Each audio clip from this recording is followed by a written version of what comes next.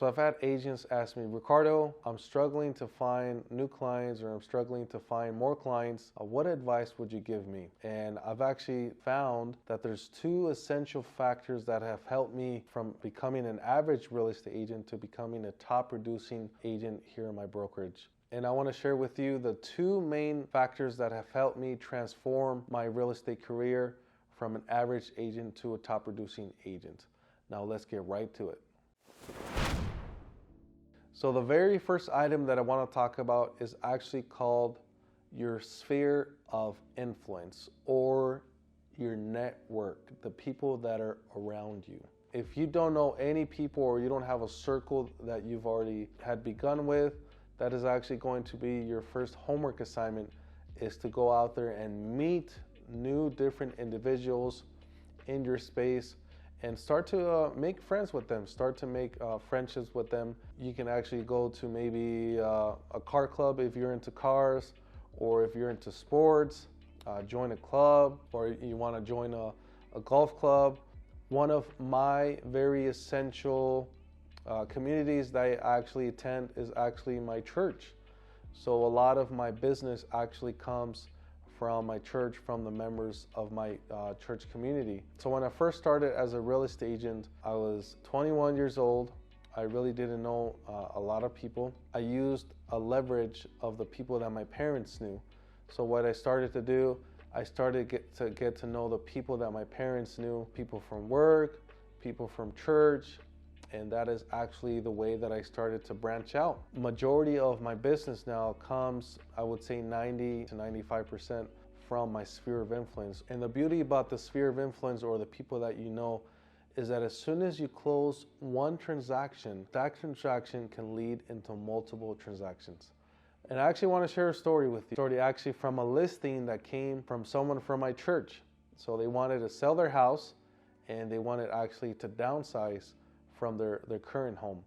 So the home was already in escrow, and they were going to perform what's called the home inspection. And some random car was outside this home while I was installing the lockbox for the home inspection.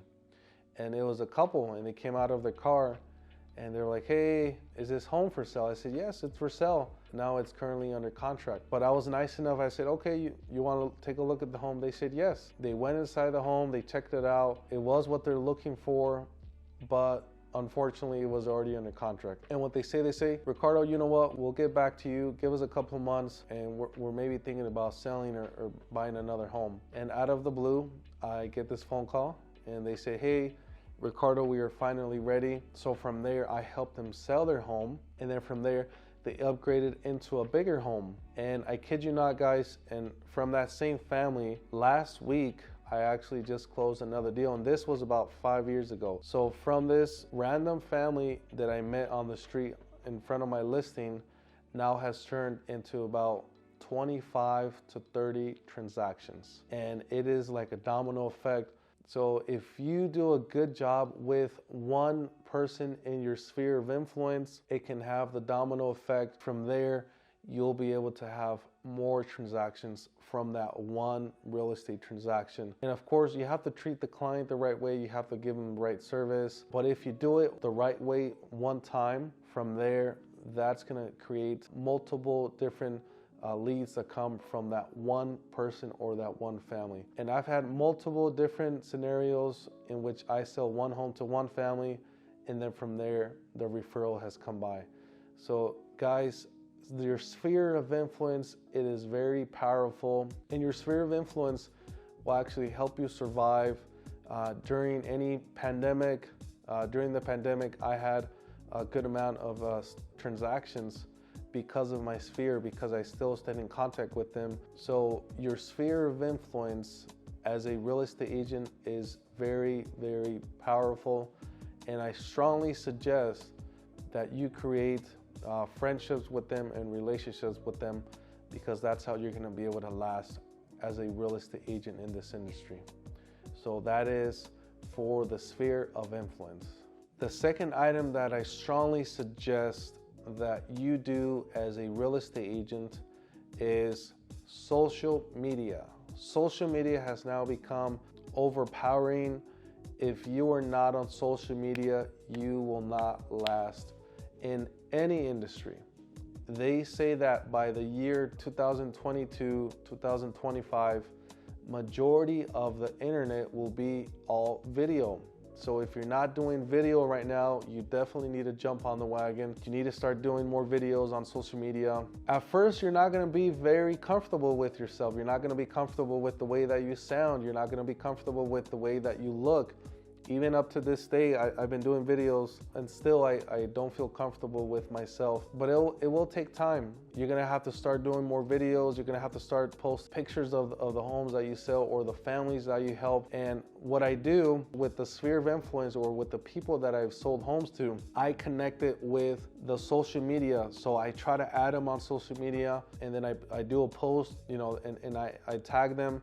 And then all of their friends will be able to see that. And since I am friends now with them on Facebook or Instagram or any other social media, I am always in front of their face. So you've already given good service to this client.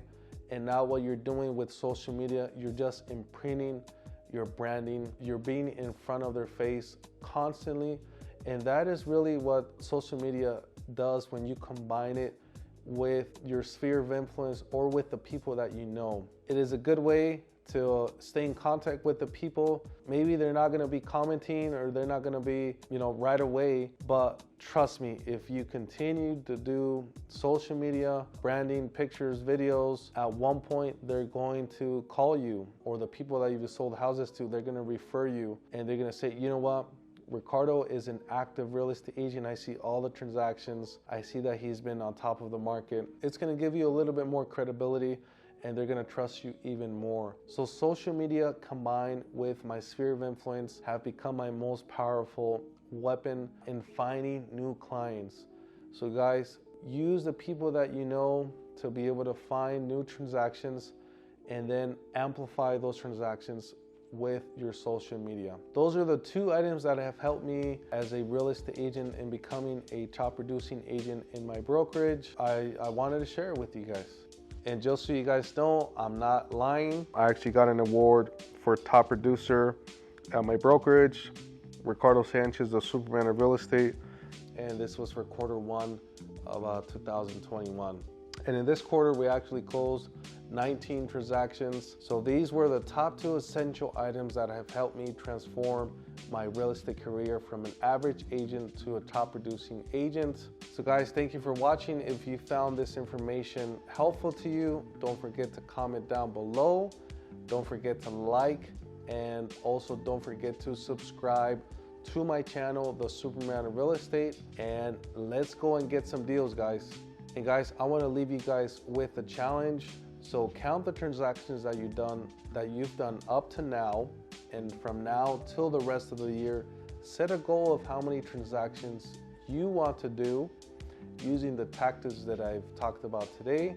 And at the end of the year, go to this same video and comment down below how many transactions you were able to close from watching this video.